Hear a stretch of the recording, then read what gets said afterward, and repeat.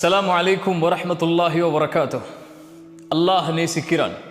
அல்லாஹ் யாரை நேசிக்கிறான்? அல்லாஹுடைய தூதர் ஸல்லல்லாஹு அலைஹி வஸல்லம் இடத்திலே கேட்கப்பட்டது, அல்லாஹுடைய தூதரே, செயல்களில் அல்லாஹ் நேசிக்கக்கூடிய செயல்கள் எது? இந்த செயலை செய்தால் அல்லாஹ் அதை நேசிப்பான். அல்லாஹுடைய தூதர் சொன்னார்கள், தொழுகையை அதனுடைய நேரத்தில் நிறைவேற்றுதல் முதலாவது. அதை நாம் பார்த்து விட்டோம். அல்லாஹுடைய தூதரே, அதற்கு பிறகு எது?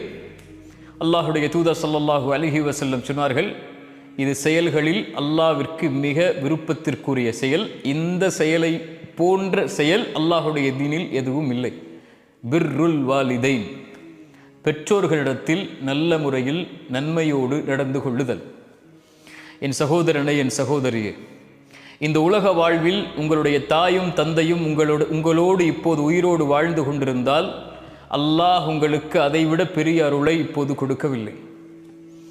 உங்களுடைய தாயும் தந்தையும் மரணித்திருந்தால், ஒன்று அவர்கள் உங்கள் மீது பொருத்தத்தோடு மரணித்திருந்தால் இந்த உலகிலும் மறுமையிலும் வெற்றிக்குரியவர்கள் நீங்கள்.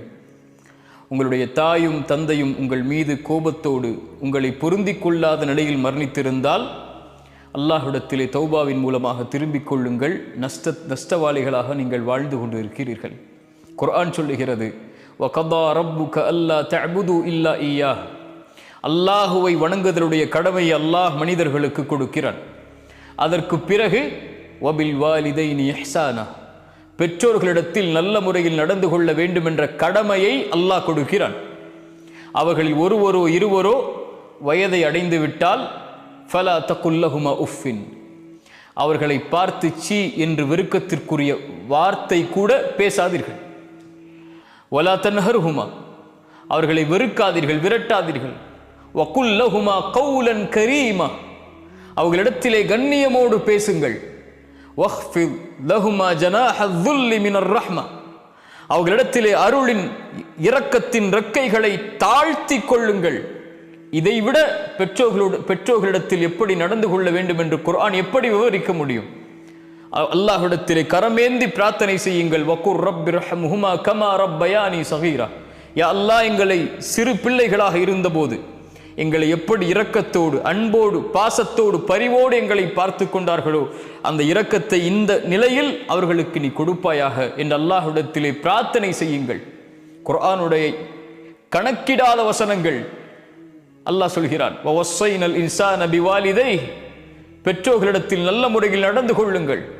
சிரமத்தின் மேல் சிரமப்பட்ட அந்த தாய் அவனை சுமந்திருக்கிறாள், அவளை சுமந்திருக்கிறாள். அனிஷ்குருலி ஒலிவாலிதைக், அதனால் எனக்கு நன்றி செலுத்து. அதற்கு பிறகு உன்னுடைய தாய் தந்தைக்கு நன்றி செலுத்து. எதற்கு யா அல்லாஹ் என் தாய் தந்தைக்கு நன்றி செலுத்த வேண்டும்? உங்கள் தாய் தந்தை உங்களுக்கு செல்வத்தை கொடுத்திருக்கலாம், கொடுக்காமல் இருக்கலாம். உங்களுக்கு கல்வியை கொடுத்திருக்கலாம், கொடுக்காமல் இருக்கலாம். உங்கள் மீது சொத்துக்களை சேர்த்து வைத்திருக்கலாம், சேர்த்து வைக்காமல் இருக்கலாம்.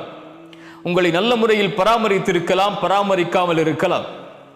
ஆனால் உங்கள் தாய் தந்தைக்கு காலம் முழுவதும் அவர்களுக்கு அருகிலேயே இருந்து அவர்களுக்கு பணிவிடை செய்து செய்து செய்து செய்து நன்றியை நீங்கள் வெளிப்படுத்தி கொண்டே இருக்க வேண்டும் என்ற ஒரு செயல் உங்களுக்கு இருக்குமானால், எனக்கு இருக்குமானால், என் தாய் தந்தைக்கு நன்றி சொல்லுவதற்கு லா இலாஹ இல்லல்லாஹ் முஹம்மதர் ரசூலுல்லாஹ் என்ற ஷஹாதத்தை மொழியக்கூடிய மகளாக அல்லாஹ் இவர்களின் மூலமாக நம்மை உருவாக்கியதுதான்.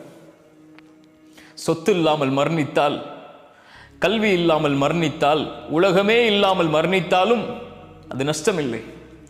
ஆனால் இந்த ஈமான் இல்லாமல் மரணித்தால் அல்லாஹ் அதை இந்த தாய் தந்தை வாயிலாக அல்லாஹ் நமக்கு கொடுத்திருப்பதற்கு நன்றி செலுத்த மறந்து விட்டால், காரணங்களை தேடிக்கொண்டிருந்தால், என் தாய் தந்தைக்கு நான் எதற்கு நன்றி செலுத்த வேண்டும் என்று இதை அறிந்ததற்கு பிறகும் நம்மை விட நஷ்டவாளிகள் யாரும் இல்லை. என் தாய்க்கு நான் நன்றி சொல்கிறேன். அஷ்ஹது அன் அல்லா இலாஹ இல்லல்லாஹ் வ அஷ்ஹது அன்ன முஹம்மது ரசூலுல்லாஹ் என் ஷஹாதத்தை மொழிவதற்கு அல்லாஹ் வாயிலாக எனக்கு ஒரு வாய்ப்பை கொடுத்தான். என் தாயே, ஜஸாக்கில்லாஹி ஹைரன், அல்லாஹ் உங்களுக்கு நலவை தரட்டும். உங்களுடைய விஷயத்தில் நான் குறைவுபட்டிருக்கிறேன். அல்லாஹ்விடத்திலே மன்னிப்பை தேடுகிறேன், உங்களிடத்திலும் மன்னிப்பை தேடுகிறேன். என் தாய்க்கு நன்றி, என் தந்தைக்கு நன்றி. அல்லாஹ் இன்னும் குர்ஆனிலே சொல்லுகிறான், உங்களில் நீங்கள் வாலிபத்தை அடைந்து விட்டால், குறிப்பாக 40 வயதை அடைந்து விட்டால் அல்லாஹ் பெற்றோரிடத்தில் எப்படி நடந்து கொள்ள வேண்டும் என்று சொல்கிறான். 40 வயதை அடைந்தவன், அவனிடத்திலே குடும்பம் இருக்கும், குழந்தைகள் இருக்கும், செல்வம் இருக்கும், தொழில் இருக்கும், அவனுக்கென்று ஒரு சூழல் உருவாகி இருக்கும். இத்துணை நிலையில் நீ மாறி இருந்தாலும் 40 வயதை நீ அடைந்து விட்டாலும் உன் குடும்பம், உன் மனைவி, உன்னுடைய தொழில், உன் செல்வம், உன் குழந்தைகள், இவையெல்லாம் உன்னை மிகைத்து விடக்கூடாது. உன் தாய் தந்தைக்கு நன்றியோடு நடக்க வேண்டும் என்ற காரியத்தில் அல்லாஹ் அந்த வசனத்துடைய ஆரம்பத்தில் சொல்கிறான், பெற்றோர்களிடத்தில் நல்ல முறையில் நடந்து கொள்ளுங்கள். சிரமத்தின் மேல் சிரமப்பட்டு உங்களை சுமந்திருக்கிறாள், சிரமத்திற்கு மேல் சிரமப்பட்டு உங்களை பெற்றெடுத்திருக்கிறாள், தன் வாழ்க்கையே உனக்காக அர்ப்பணித்திருக்கிறாள். அல்லாஹ் அதற்கு பிறகு சொல்கிறான், அவன் துஆ செய்வான் 40 வயதை அடைந்தால், ரப்பி அவ்ஸிஅனி அன் அஷ்குர நிஅமதக அல்லதி அன்அம்த அலைய வ அலா வாலிதைய. யா அல்லாஹ், எனக்கு உதவி செய் உனக்கு நன்றி செலுத்துவதற்கு, என் மீது நீ செய்த அருளுக்காக, என்னுடைய பெற்றோர்கள் மீது செய்த நீ அருளுக்காக, எனக்கு செய்த அருள் இவர்களை எனக்கு கொடுத்தது யா அல்லாஹ், இதற்கு நன்றி செலுத்துவதற்கு எனக்கு உதவி செய்ய அல்லாஹ். நீ பொருந்தக்கூடிய செயலை செய்வதற்கு அல்லாஹ் எதற்கு அதை சொல்கிறான்? பெற்றோர்களின் மூலமாக பொருத்தத்தை தேடி உன் பொருத்தத்தை பெறக்கூடிய செயலை செய்வதற்கு யா அல்லாஹ் எனக்கு உதவி செய். என்னுடைய வாரிசுகளை நல்ல முறையில் ஆக்கிவிடியா அல்லாஹ். நான் என் பெற்றோருக்கு சிறந்த வாரிசு, என் வாரிசும் எனக்கு சிறந்த வாரிசாக இருக்க வேண்டும். அதை மாற்றிவிடு. அதில் தவறளித்திருந்தால் என்னை மன்னித்துக் கொள் யா அல்லாஹ், நான் முஸ்லிம்களில் ஒருவன் என்ற துஆவை செய்யுங்கள் என்று அல்லாஹ் கட்டளையிடுகிறார். இதை விட எப்படி பெற்றோர்களிடத்தில் நல்ல முறையில் நடந்து கொள்ள வேண்டும் என்பதை விவரிக்க முடியும்? அல்லாஹுடைய தூதர் ஸல்லல்லாஹு அலைஹி வஸல்லமுடைய ஒரு செய்தியை கவனியுங்கள். 3 பேர் ஒரு குகையில் மாட்டுகிறார்கள். ஒவ்வொருவரும் அவர்கள் செய்த நன்மைகளை அல்லாஹ்விடத்திலே முறையிட்டு அதிலிருந்து விடுதலை பெற வேண்டும் என்ற ஆசை கொள்கிறார்கள். முதலாம் அவர் அழைக்கிறார், யா அல்லாஹ், நான் வாழ்நாளில் எதை செய்திருக்கிறோனோ செய்யவில்லையோ எனக்கு தெரியவில்லை. என்னுடைய பெற்றோர்கள் வயதானவர்கள், நானோ ஒரு காட்டிலே விறகை எடுத்து வரக்கூடிய வேலை செய்கிறேன். நான் என் வழக்கம் எப்படி, என்னுடைய உணவை நான் கொண்டு வந்தால் என்னுடைய வீட்டிற்கு என் மனைவியும் குழந்தைகளும் அதை சாப்பிடுவதற்கு முன்னால் என் பெற்றோர்கள் சாப்பிட்டால் தான் அவர்களுக்கு கொடுப்பேன். ஒரு நாள் இரவிலே நான் வருவதற்கு தாமதமாகிறது. என் பெற்றோர்கள் பசியால் உறங்கிவிட்டார்கள். அவர்களுக்காக கொண்டு வந்த உணவை நான் கொண்டு வந்திருக்கிறேன். என் பிள்ளைகளும் என்னுடைய மனைவியும் பசியில், ஆனால் என் பெற்றோர்கள் சாப்பிடாமல் உறங்கிக் கொண்டிருக்கிறார்கள். அவர்களை எழுப்புவதற்கு கூட, அந்த சிரமத்தை கொடுப்பதற்கு கூட எனக்கு மனம் நாடவில்லை. அவர்களுடைய தலையில் அருகிலேயே அமர்ந்திருக்கிறேன். காலை விடியும் வரை அவர்களுக்கு அருகிலேயே அமர்ந்திருந்து அவர்கள் எழுந்து அந்த உணவை சாப்பிட்டதற்கு பிறகுதான் என்னுடைய மனைவிக்கும் என்னுடைய பிள்ளைகளுக்கும் கொடுத்தேன். யா அல்லாஹ், இந்த செயலை நீ ஏற்றுக்கொண்டிருந்தால் இந்த சோதனையிலிருந்து எனக்கு விடுதலை கொடு. அல்லாஹ் விடுதலையை கொடுக்கிறான். உங்கள் மனைவி உங்களுடைய தாய்க்கு பணிவிடை செய்வதிலிருந்து உங்களை மிகைத்திருந்தால், உங்களுடைய குடும்பம், உங்களுடைய குழந்தை, உங்களுடைய செல்வம், உங்களுடைய தொழில், இவையெல்லாம் உங்கள் பெற்றோர்களுக்கு பணிவிடை செய்வதிலிருந்து உங்களை மிகைத்திருந்தால், இவை அனைத்தும் அல்லாஹ்விடத்தில் தடுக்கப்பட்டவை. என்ன செயல் இருக்கிறது அல்லாஹ்வுடைய தீனில்? என் ரப்பை நெருங்குவதற்கு என்று ஒருவன் கேட்டால் இதைவிட வேறு எந்த செயலும் இல்லை. அப்துல்லா இப்னு அப்பாஸ் இடத்தில் ஒரு ஓடி வருகிறார். அப்துல்லா இப்னு அப்பாஸே, ஒரு பெண்ணை திருமணம் செய்ய வேண்டும் என்று ஆசைப்பட்டேன், பெண் பேசினேன், அவளும் ஒத்துக்கொண்டாள். ஆனால் என்னை விட்டு இன்னொருவரை பெண் மணமகனாக ஏற்றுக்கொண்டாள். என்னால் கோபம் தாங்க முடியவில்லை. அந்த பெண்ணை நான் கொலை செய்து விட்டேன். அதற்குரிய தண்டனையை நிறைவேற்றுங்கள். ஆனால் எனக்கு அல்லாஹ்விடத்திலே மன்னிப்பு உண்டா? அப்துல்லா இப்னு அப்பாஸ் கேட்டார்கள், உன்னுடைய தாய் உயிரோடு இருக்கிறார்களா? அவர் கேட்டார், இல்லை, என் தாய் உயிரோடு இல்லை, மரணித்து விட்டார்கள்.